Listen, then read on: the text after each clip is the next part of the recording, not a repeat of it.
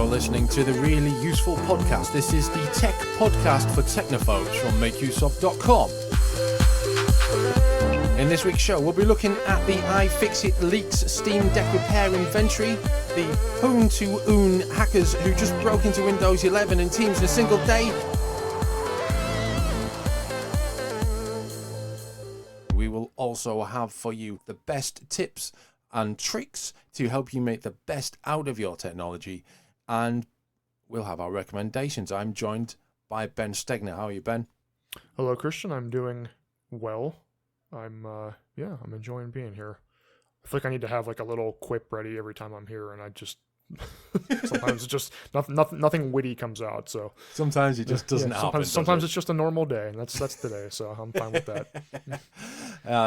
It's absolutely fine. Don't worry about it. So we're going to kick off with the latest tech news that matters. This is things that will affect you rather than things that won't. So we're generally going to be talking about things that you can buy and use rather than things like, I don't know, cryptocurrency or theoretical engineering of futuristic CPUs or something like that. Anyway, let's crack on. iFixit. We've mentioned iFixit a few times over the past few months because they're at the forefront of the whole right to repair movement. Now, Steam Deck owners will soon be able to purchase everything from the official display upgrades to entire replacement motherboards directly from iFixit. It's a new partnership between iFixit and Valve, which will offer Steam Deck replacement parts. And this is known about for a while, but iFixit has accidentally published some pages related to their upcoming parts launch with Valve, and they went live earlier than planned. Some information relating to this has been shared online. The repair inventory includes everything from simple chargers and faceplates to more elaborate components such as the LCD display and motherboard. The motherboard is a $350 part which incorporates the custom system on chip that AMD has developed for Valve. I'm looking at that and I'm thinking $350 for a motherboard on a device that can cost $500. That seems like a bit of a loss leader, doesn't it? Yeah, that's a pretty expensive motherboard. What is it? $500 for the standard model? I think the standard one's $500. In the UK, the standard one's $350. So I'm guessing It's about $500 in the US. Yeah, I mean, I guess I guess it makes sort of sense that a mobile device like that, the motherboard would be the main part that costs money as opposed to a console where, it's the GPU and CPU. But yeah, that's a huge part of it. You're right, compared to everything else they have to put in there. I mean, I'm sure the screen costs a good chunk of money too. Yeah. So that's kind of interesting to know about, and it's also interesting to speculate on the fact that, well, not even speculate, to be reassured by the fact that if something goes wrong with it, you can buy replacement parts. I think that's really, really good. I'm really impressed with Valve over that. I'm looking forward to getting my Steam Deck, but it's not going to come until July at the earliest. They've bumped that back a few times for you, right? It was supposed to be quarter one or quarter two before? I was originally quarter one for about a day. Then I was quarter two for a good few months, and now quarter three, yeah. Although I do know that, I say no, I'm largely certain we've got a Steam Deck within the Make Use Of team, and that there's a review imminently of that. I think that's the case, yeah. I think someone just got bumped up or got their delivery early or something like that. So that'll be fun. But I do, on this repair, I do like this a lot, especially as the article mentions about being able to repair the joystick. That's probably the most, I don't know about the Steam Deck specifically because it's too early on to comment on the joystick quality, but with any controller, I think that's one of the things that kind of just goes over a long time of use. Even if there's no drift problem like we've seen on some modern systems like the Switch, it is nice to just, the rubber's worn down and you want to do more than put a little cap on it, just replace it, or if it's getting loose. That's one of the biggest problems with like old N64 controllers, like the joystick, once it gets loose, is just really hard to use. So something like this that'll hopefully be around for a long time, this repair will make it so that when you have one, you can actually like keep it running nicely for that time. So great to see for sure. Yeah, definitely. So let's move on to Poon to Own. It's a competition, and there was a challenge there to hack stuff, because it's about ethical hacking, and if a hacker finds an exploit, they will then report what they found to the developers of the software concerned. And after day one, it was revealed that Microsoft didn't do very well. 3 successful attacks on Microsoft Teams and 2 on Windows 11. Each successful hack was rewarded accordingly, with the lowest bounty coming in at $40,000 and the biggest at $150,000. Now, Microsoft weren't the only victims here. Mozilla and Oracle also had software cracked open for cash, but Microsoft 11 is sold as secure. It has the TPM system, the hardware system for security, and you kind of don't want it to be cracked open within a few months of launching, do you? Yeah, it's kind of, there's a couple of layers here, I guess. I mean, yeah, you're right that you would think, they built security into it with the TPM requirement for your CPU. But then you think, I wonder how, this article doesn't comment about Windows 10, but I do wonder how that would stack up, like with Windows 11 being newer. Like, yeah, it's built on newer security standards, but they also haven't had quite as much time to add to it over the years with patches and kind of fix up the loose ends in terms of security. So I wonder if it's worse or better than Windows 10's security status. Yeah, quite possibly. TPM, just to clarify, that's the Trusted Platform Module, which is an international standard for secure encryption processes. So it ensures that chips are sort of matched to the hardware, and there's various security procedures and protocols in place there to improve the transition of data and that it remains secure, basically, and that computers boot up securely and they're used securely. So, yeah, it's a little bit disappointing. On the other hand, it was done for fun. It was ethical hacking. It was done for money, and for honest money. Let's clarify there. And this was the good guys who found these vulnerabilities and exploited them. So they've been reported to Microsoft. There'll be an update that deals with them imminently, I should think. Yeah, I mean, if someone's going to find a massive issue like this, I'm assuming it's a big issue based on the money and the bounty. Obviously you want it to be something like this where they can report it and get it fixed and not have the headline be, every Windows 11 user is vulnerable to this massive exploit that's in the wild and we don't know how long it'll take to fix. Like, those are obviously scary situations. So this is a better case for sure.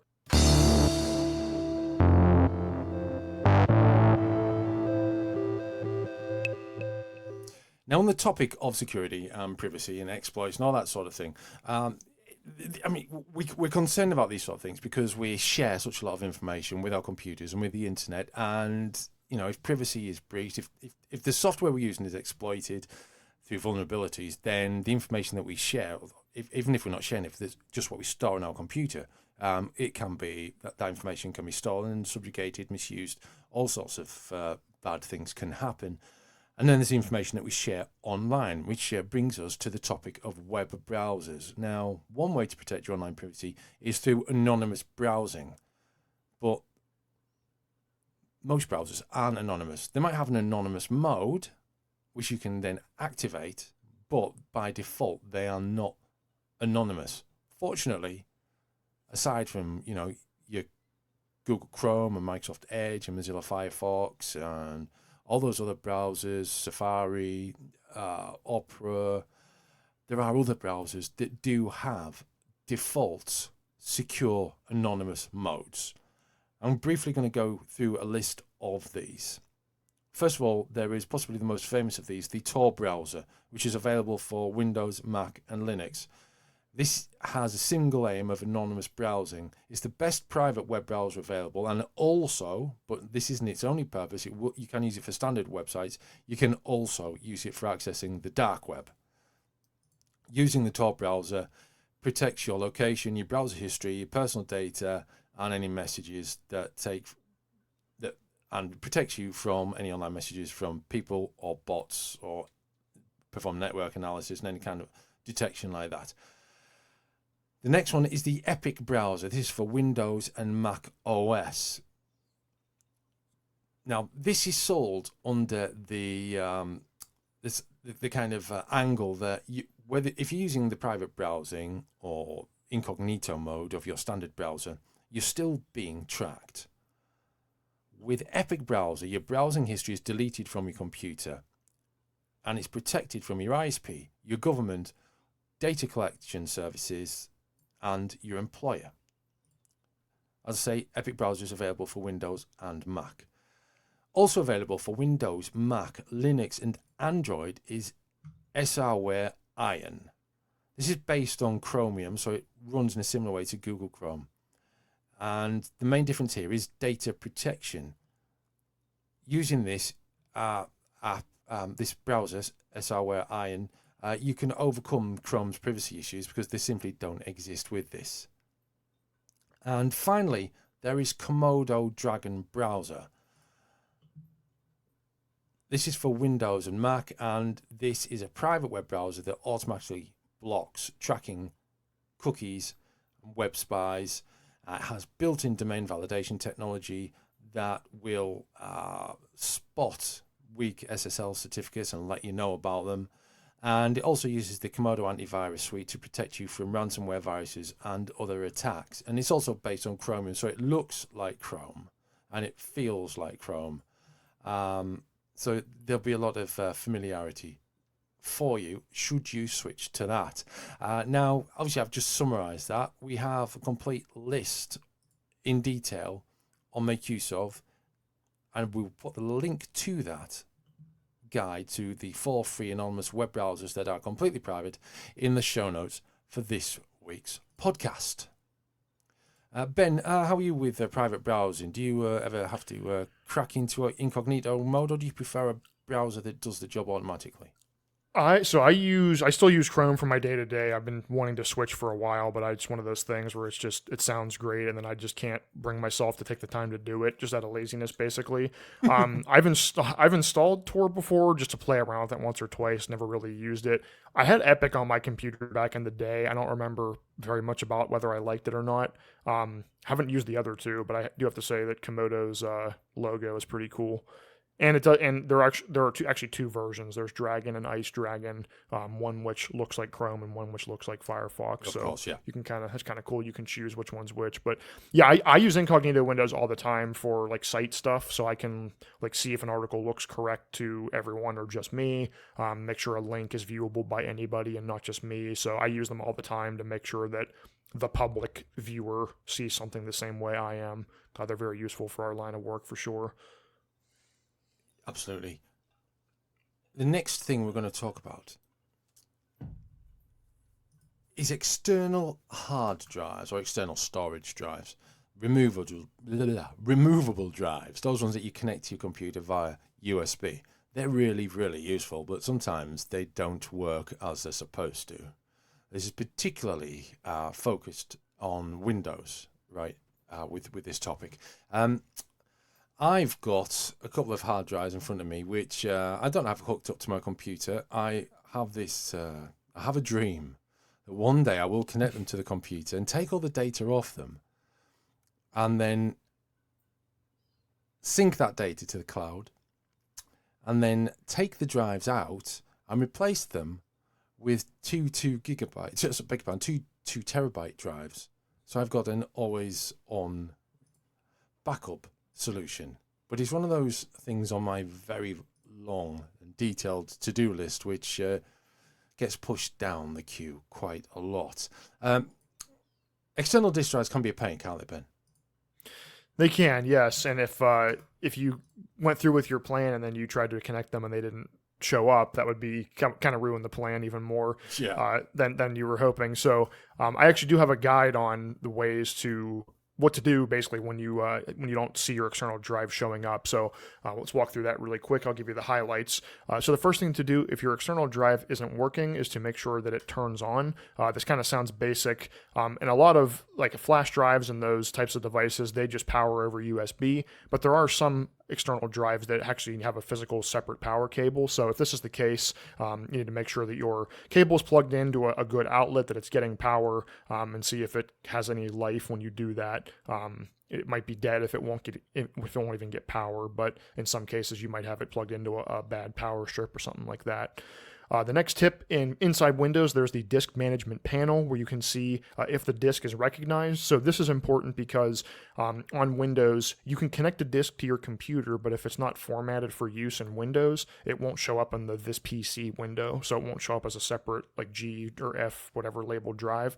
But when you look in disk management, it will be there. So if you buy a brand new hard drive that's not formatted, you connect it to your computer, and it's not in this PC, it will show up in this panel, and you can make a new format or a new partition for it by formatting the disk. You should also make sure that your USB ports are good. There's a chance you might have a dead port on your laptop or your desktop. So in this guide, I talk about ways to troubleshoot that. If you're using a hub, you should remove that and plug your drive directly into your computer. The hub might not have enough power for the drive. And if it's possible, it's good to try the drive with a different computer to check if it's an issue with your machine or if it's something that the drive is having a problem with everywhere. You should also look into device driver issues. As we've talked about before with troubleshooting, drivers let your computer interface with different devices. So in the device manager, you can check to see if the driver for your external drive is correct. It might be outdated or corrupt or something like that. So you can update that or reinstall it and see if that lets your computer interface with it again. Another tip is in that disk management system we talked about earlier, you might need to make a new volume on it. If the disk shows up, but there's no actual volume for Windows to read, if it's just empty space, you need to create a new volume there. And then the final tip is to reformat it. There's a chance that it's formatted, but it's corrupted or something like that, or it might be formatted for a Mac or a Linux computer. So if you reformat it for Windows, it'll wipe everything out on it, but you should be able to read it from there. So hopefully you don't have to get that far and erase everything, but that's what to do if your drive seems like it's not actually being read when you connect it. Excellent tips there. I just remember we also have another external hard disk in the house which is connected to the Wii U, which oh yes, tends to be temperamental on occasion. Mine has the same problem, and it's interesting you say that because I honestly don't know if the problem is the Wii U or if it's the drive itself. Because the drive I have connected to that is an old, I think it was the drive that was in my PS3 before I replaced it, and I bought one of those enclosures and then just hooked it up to my Wii U. So I don't know if I bought one of those like Y cables, so it splits the one USB port on the external drive into two for the two ports on the Wii U. I don't know if it's the Wii U just doesn't deliver enough power sometimes or what, but mine's been finicky as well. That's interesting. Mine's got an external power source, so it might be the USB cable that is the problem. Who knows? Okay, 5 tech items you shouldn't buy at the dollar store. Now, everyone likes a bargain, don't they? But there are certain things that you probably shouldn't spend $1 or $2 on, or maybe even $10 on if it's something like a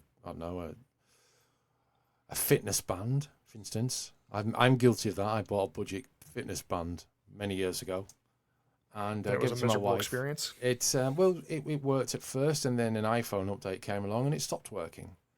So it became quite it was one of those things. It was a lot cheaper than the top brand, but expensive enough for it to be really annoying that it wouldn't work anymore.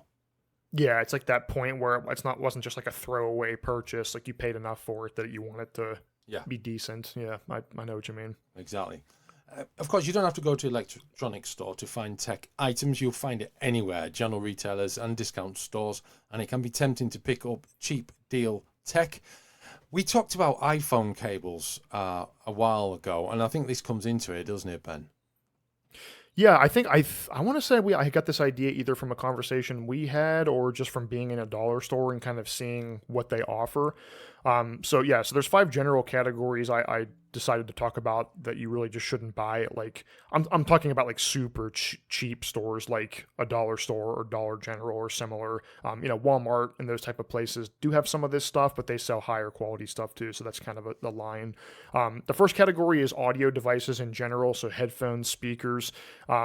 These, like everything else on this list, they can serve as an emergency stopgap. If you're on a trip and you forgot your headphones and you don't want to annoy everybody else in the car, a $5 pair of of earbuds will serve you for that. But in general, cheap audio equipment is just not worth your time. It's going to sound awful. It'll make the sound louder than your phone speakers do, but that's really about it. The bass and the treble are going to sound awful. The battery life of anything wireless will be terrible. The build quality will be low, so they're going to be very easy to break or for them to fall apart. Spending a little bit more money even on like a budget-ish brand on Amazon, like Anker, for example, they make really good earbuds and headphones and things like that.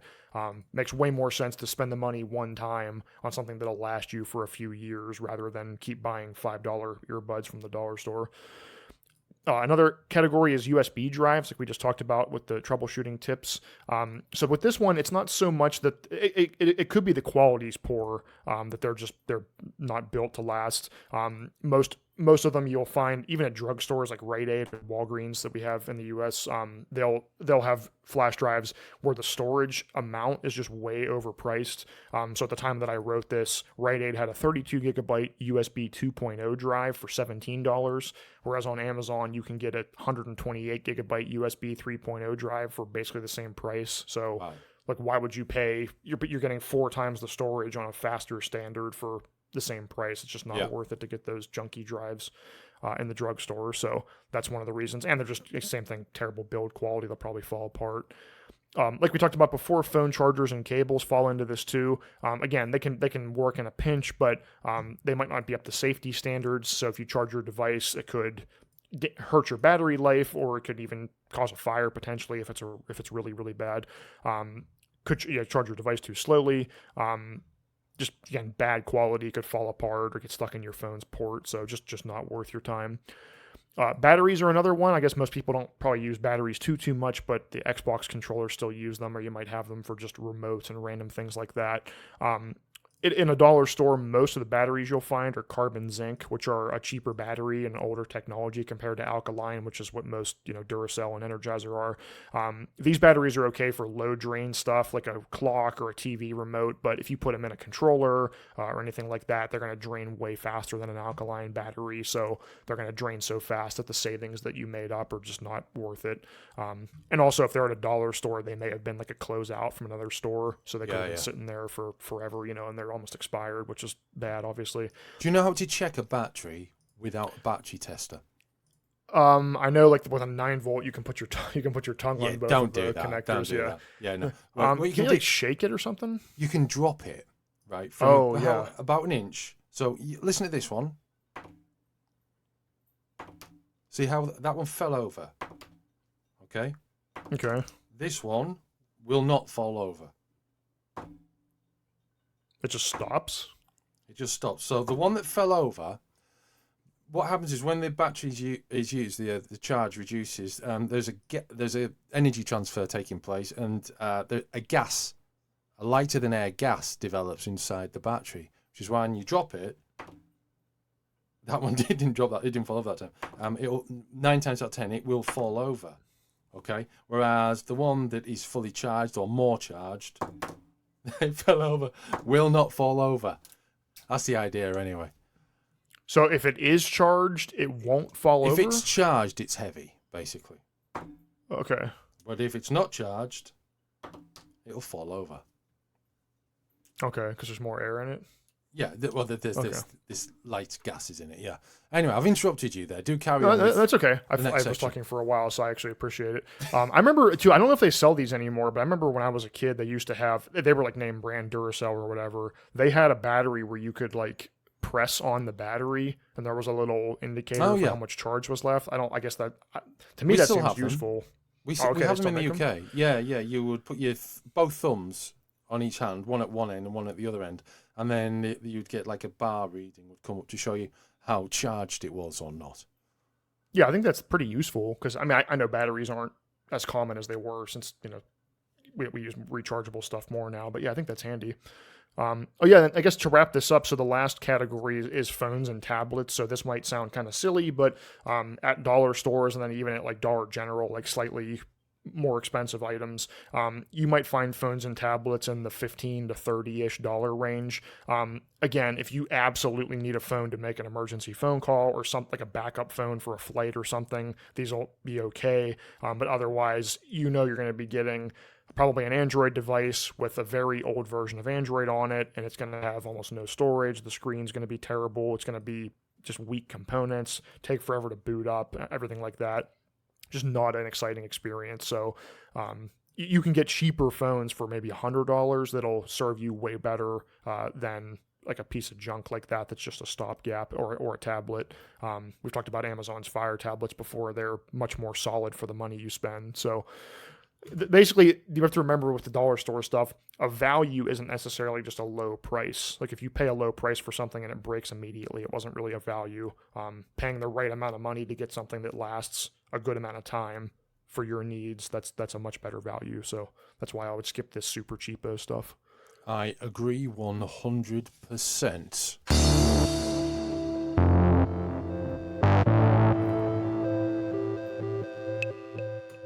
And that brings us to the point of the show where we share a recommendation with you. It's something that we've experienced, enjoyed, probably has some sort of bearing in technology and entertainment. Who's going first this week? Is it me or you, Ben? You go first. I feel like I've gone first the last couple of times we talked, yeah. Okay, so you may know, I know you know, Ben, and listeners may know that I am a fan of retro gaming, and I own a thing called Evercade. I've got two Evercade handhelds and an Evercade VS, which is a sort of a home console version that plays curated retro games. Now, later this year, it's 2022, later this year, for the Evercade, there's a new collection of indie games coming. And to promote this and to celebrate this, what the Evercade people have done is release one of these games each month with each monthly update for the Evercade VS, or Versus, I should call it. And the current game is Nessie the NES Robot, which was released for NES and PC. And yes, I did say NES as in Nintendo Entertainment System, because, shock horror, there is an entire world. I love this so much. There are people making retro games and releasing them on retro hardware in retro media. So you can actually buy a copy of Nessie the NES Robot on cartridge. You can buy it on the cartridge, or do you have to buy like a cartridge reader, like those cartridges you can buy where you like connect them to your computer and you can write data to them and then plug that into your NES? Do you know what? I feel like right now I may have overstepped the mark slightly. You can buy it and you can download it and you can run it on an emulator and you can probably play it on one of those things that you've just described. I'm certain I've seen a hardware cartridge version of this, but then again, I look at so many of these things, cartridges for this and for NES and Mega Drive and SNES, and people are actually engineering them. There's I've just been looking at a new Sega Genesis horror game called Sacred Line 2, which is being released this year on physical cartridge. And so these things do kind of maybe merge together in my mind. But the point is, it's available for free. If you own an Evercade Versus, you can play it now. And I've been playing it, and I really, really like this game. And I'm not a big fan of platform games and platform explorers and all those sort of things. I'm more of a, although it does have a shooting function, you can shoot things.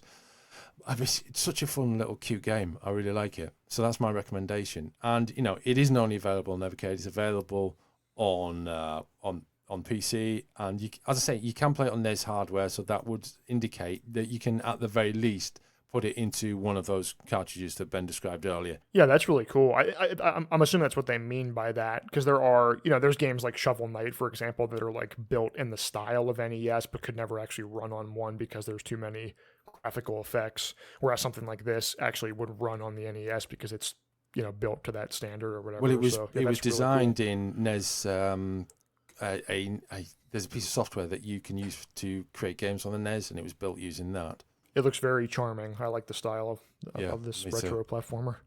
So that's my recommendation. What's yours? Mine is also a game too. So I play a lot of games, like if you haven't noticed from my recommendations. So that's what I tend to, I like to share what I've been playing lately if I think it'll be applicable for a lot of people. And I do think there's a good audience for this game. So my recommendation this time is Tunic, which is a new indie game that has been out for a couple months, came out this year in 2022. It is on PC and is on Xbox. It's also part of Game Pass, so if you have Game Pass on either of those platforms, you already have access to Tunic.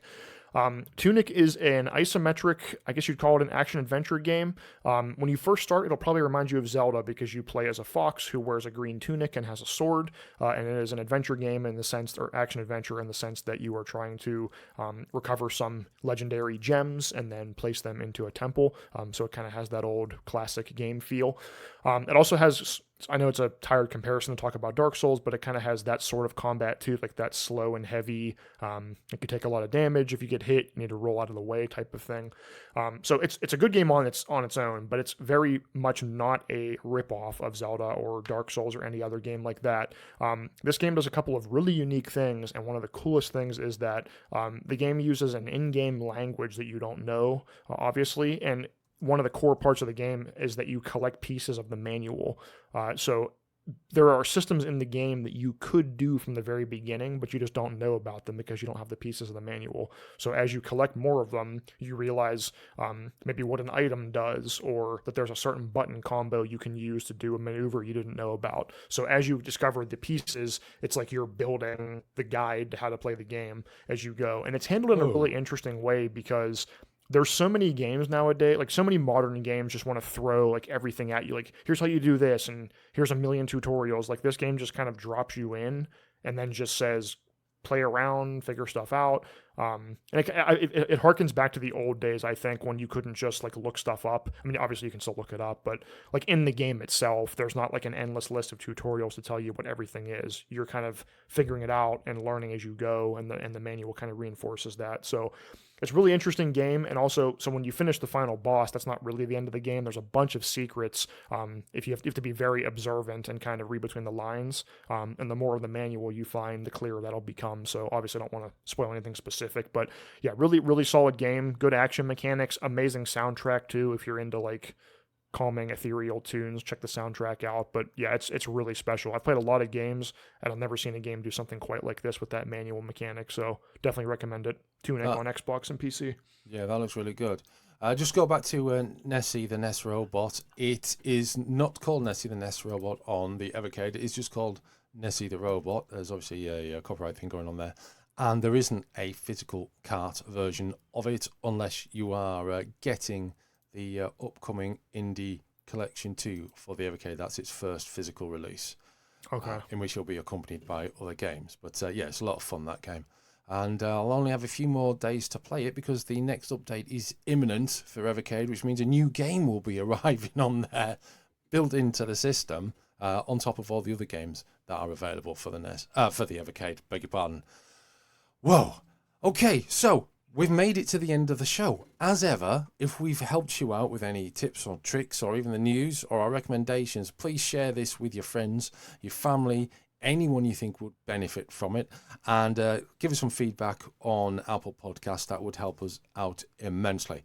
My name's Christian Corley. I've been joined this week by my Make Use Of colleague, Ben Stegner. We'll be back for another really useful podcast soon. Until then, it's goodbye.